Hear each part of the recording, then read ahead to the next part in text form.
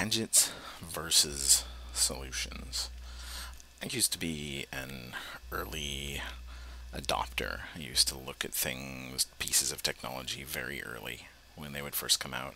I was a software engineer. I worked at 3Com for 6 years, and I had, cell phones, and I had a Palm Pilot way back in the beginning when it was just a Palm Pilot. There was no other version.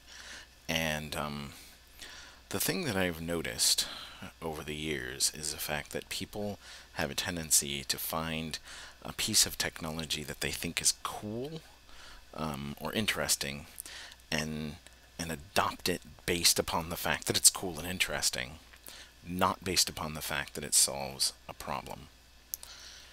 It has to solve a problem. If the piece of technology does not actually solve a problem that we currently have, then all you're really doing is confusing things. You're making your life more difficult. This is where people get that feeling of technology being too much for them. I remember when I first learned about databases, I decided to create a database to store these, basically documents that I had, but I never really had more than 30 documents at any one time.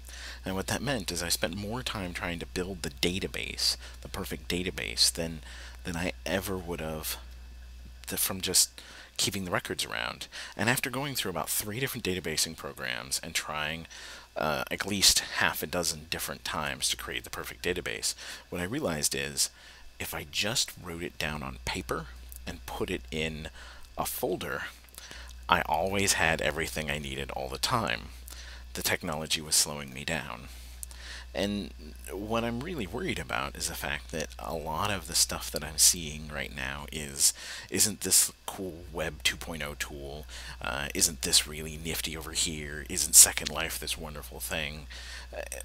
And they're cool, I'll admit that. I mean, I've learned a lot of interesting things, but they don't really solve my problem of not having enough planning time, having unmotivated students, having parents who don't believe that education is important enough, right? They're just the big problems. Not having enough funding, not having enough material, adding pieces of technology to do the things that I can already do seems very redundant to me.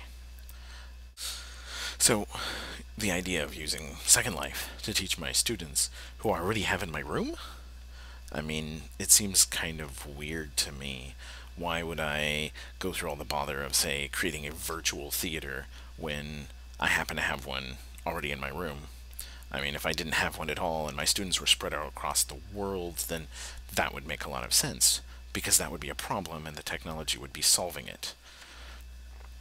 I think that we're too focused on toys and not enough on this is a problem, let's find a piece of software or a piece of technology that solves it.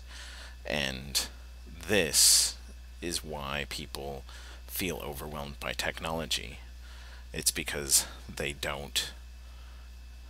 it's not helping them, it's hurting them. Stop getting new toys.